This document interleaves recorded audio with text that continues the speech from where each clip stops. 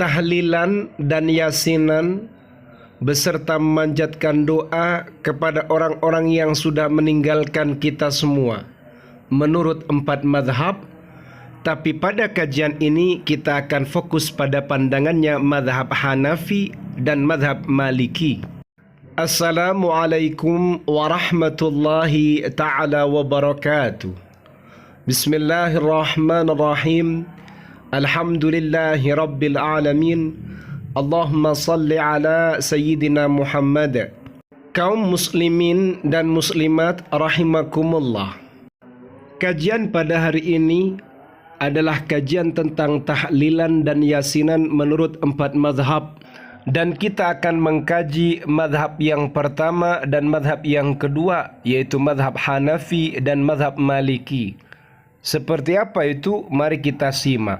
Sebelumnya kita mengkaji terkait dengan tahlilan dan yasinan menurut Ibnu Taimiyah, menurut Ibnul Qayyim Al-Jauziyah. Karya Ibnul Qayyim Al-Jauziyah dan juga karyanya Ibnu Taimiyah ini sering menjadi rujukannya saudara-saudara kita yang berafiliasi dengan Salafi Wahabi.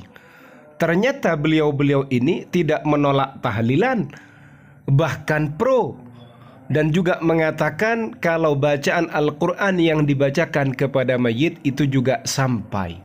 Menurut madhab Hanafi, dalam kitab Tabyinul Haqa'iq Syarah Kanzud Daqa'iq, karya yang disusun oleh beliau Uthman bin Ali Az-Zaila'i, dalam kitab itu tepatnya juz 5 halaman 131 ada keterangan yang berbunyi annal insana lahu ayyaj'ala thawaba amalihi li ghairihi, bahwasannya manusia ia dapat menjadikan pahala amalnya, pahala perbuatannya untuk orang lain. Inda ahli sunnati wal jama'ati, menurut ahli sunnah wal jama'ah. Salatan kana aw sawman aw hajjan aw sadaqatan aw qira'ata Qur'anin awil adhkar ila ghairi dhalika. Baik itu berupa salat atau puasa atau haji atau sadaqah atau bacaan Al-Quran atau zikir-zikir dan lain sebagainya. Min jami'i anwa'il birri, berupa seluruh berbagai macam kebaikan. Wa yasilu dhalika, dan kabar baiknya hal itu juga sampai ilal mayyiti, ke mayit.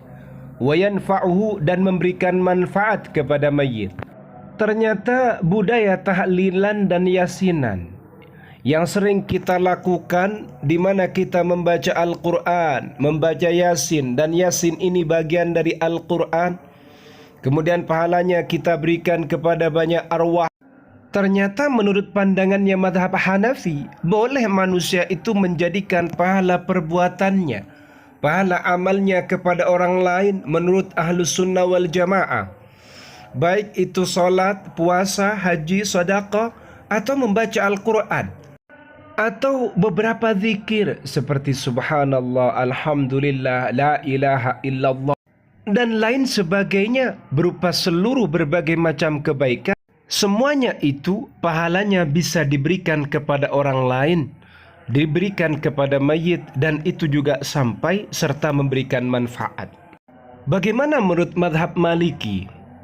Dalam kitab yang disusun oleh Muhammad bin Ahmad bin Arafah Ad-Dasuqi, dalam salah satu karya beliau Hasyiatud Dasuqi ala Syarhil Kabir, juz 4 halaman 173, ada keterangan wa in qara'a ar-rajulu, jika seorang lelaki membaca, wa ahda thawaba qira'atihi lil mayyit, dan ia menghadiahkan pahala bacaannya ke mayit, membaca Al-Quran kemudian pahalanya diniati dihadiahkan kepada seorang mayit, jaza dzalika, hal itu hukumnya boleh.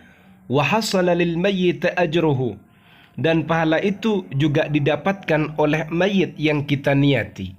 Ternyata dalam madhab Maliki juga sama seperti apa yang kita kaji dari kitab Tabyinul Haqa'iq Syarah Kanzud Daqa'iq yang berafiliasi dengan madhab Hanafi.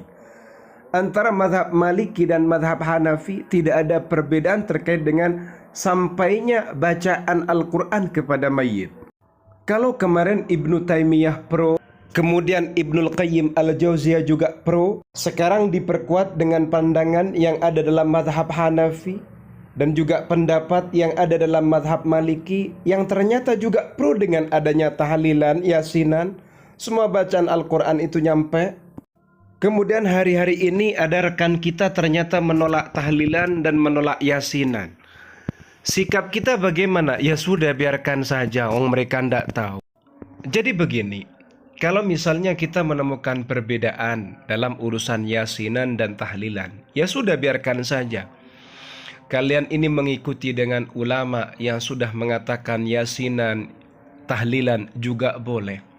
Ulama itu mengaji dari ulama sebelumnya dari ulama sebelumnya sampai kepada maqam tabi'in, tabi'in sampai kepada maqam sahabat, dan sahabat beliau ini mengaji kepada Rasulullah sallallahu alaihi wasallam.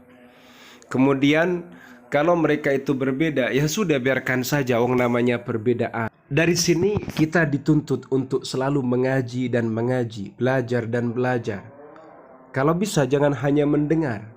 Baca teks Arab itu, baca kitab-kitab besar itu. Jangan hanya berkutat dengan taklim sebentar, tapi dalami. Sehingga betul-betul menemukan saripatinya, menemukan intinya. Jangan kemudian sedikit-sedikit menyalahkan orang, membid'ahkan orang. Jangan. Pertanyaannya kan satu, yang salah mereka atau jangan-jangan kalian yang terbatas secara pengetahuan, secara keilmuan, cuma pernah mendengar sekali kemudian sok-sok jadi jagoan. Jangan. Itu justru akan mengancam kamu kelak di akhirat, karena kamu sudah memfitnah umat Islam sedunia. Seperti itu. Paham ya? Dari sini saya akan menyimpulkan terkait dengan tahlilan dan yasinan menurut Ibnu Taimiyah dan juga Ibnu Qayyim Al-Jauziyah, semuanya itu nyampe ke mayit. Dua pandangan ini menegaskan dan menguatkan pada apa yang ada dalam kitab Al-Madhab Hanafi dan Al-Madhab Al-Maliki.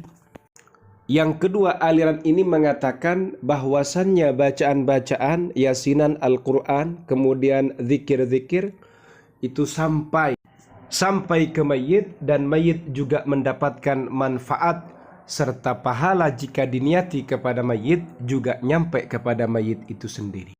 Bagaimana menurut pandangan madhab Syafi'i dan madhab Hambali? InsyaAllah kita akan kaji pada kajian berikutnya. Semoga bermanfaat dan di-share bagi teman-teman yang mungkin butuh dalilnya ini. InsyaAllah menjadi ladang kebaikan kalian. Amin ya rabbal alamin.